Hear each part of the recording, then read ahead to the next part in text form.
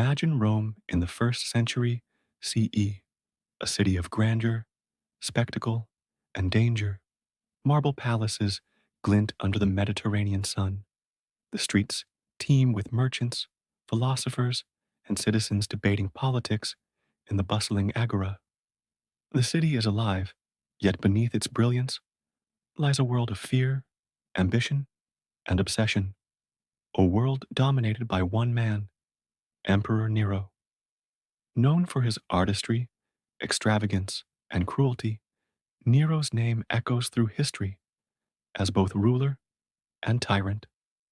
But beyond the tales of burning Rome and brutal executions lies a darker, more personal story, one of grief, obsession, and the tragic cost of absolute power. This is the story of a boy whose life would be irrevocably changed, reshaped, and ultimately destroyed by the emperor's desire to replace the love he lost. Nero had loved his wife, Poppaea Sabina, a woman whose beauty and influence over him were legendary in Rome. Her presence captivated the emperor, and her death left a void that was more than mere sadness. It became an obsession. Nero's grief was not passive. It demanded action, control, and a twisted recreation of what he had lost. In his mind, the only way to cope with Poppaea's death was to create a living reflection of her, a substitute who could satisfy his longing, molded entirely by his will. And so, his gaze fell upon a young boy whose name history has forgotten, but whose fate would be forever marked by Nero's desires. This boy was taken from his family and brought into the gilded prison of Nero's palace. From that moment, his life ceased to be his own. He was stripped of childhood, autonomy, and future, becoming a living object to be shaped according to Nero's grief and obsession. The emperor ordered his castration, a horrific act that altered not only the boy's body, but also his identity. It was not simply an act of cruelty, it was a grotesque attempt to erase the boy's humanity and reconstruct him into a version of the woman Nero could no longer possess. The boy's life was no longer his. It belonged entirely to the emperor. To understand the depth of this tragedy, we must step into Nero's world.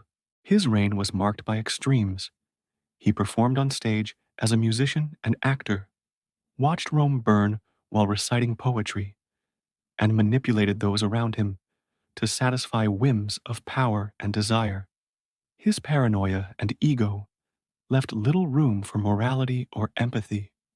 In this context, the boy's suffering was invisible, a mere tool in a larger drama orchestrated by a man for whom control and pleasure outweighed all else. Within the palace, the boy's days were consumed by expectation and performance. He was instructed to emulate Poppaea's appearance, her gestures, and even her mannerisms. Imagine the psychological weight of this demand. A child forced to inhabit the identity of someone else entirely while navigating a labyrinth of fear, obedience, and the constant threat of punishment. Each day was a test of survival, each moment a reminder that his own existence was secondary to Nero's desires. At night, the horrors intensified. The boy was expected to serve Nero intimately, to become a living surrogate for the woman he mourned. The emotional and psychological toll was unimaginable. Fear, shame, and the loss of personal agency became constant companions. Some concubines under Nero attempted to find small advantages, charming the emperor to gain minor freedoms or privileges. Others endured silently, their pain hidden, their identities erased, surviving one day at a time. The boy's story is one of survival under unimaginable oppression, a stark illustration of what absolute power can do when intertwined with obsession.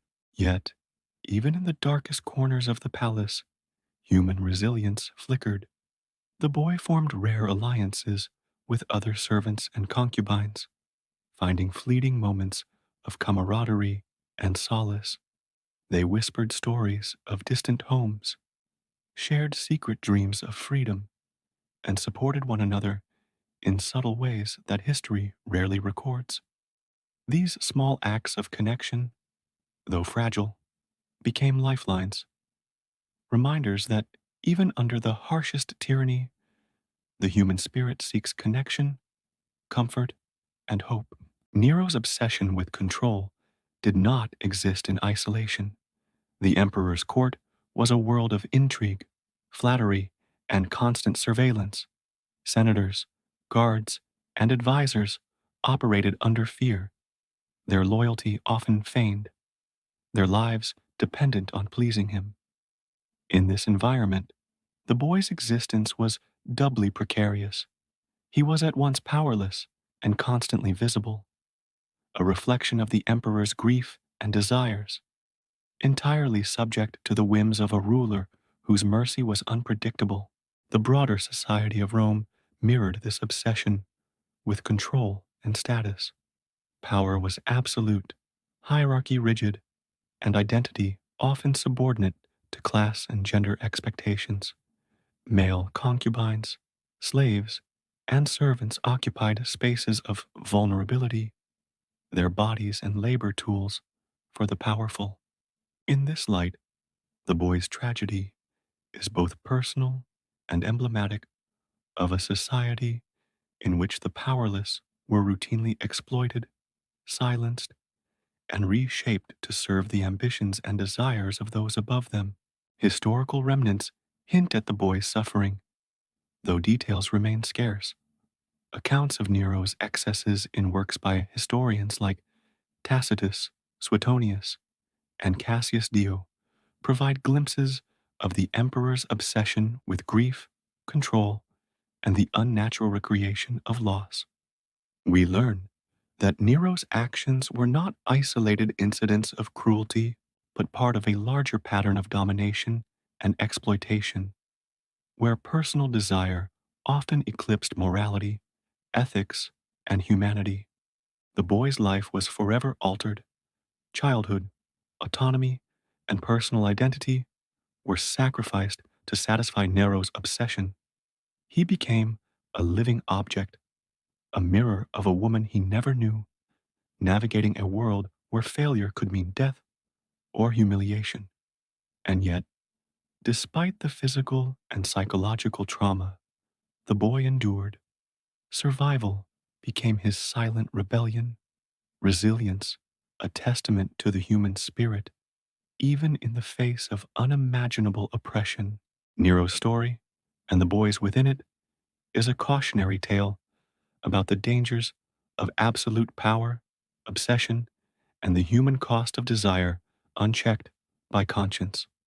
While history remembers Nero for dramatic events, the burning of Rome, extravagant performances, and political cruelty, it often overlooks the personal tragedies interwoven with his reign.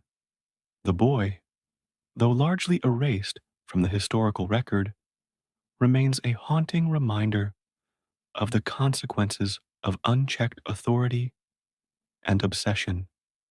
As we imagine the marble halls of Nero's palace, the terrified whispers of servants, and the boy's quiet endurance, we begin to see the human cost of tyranny.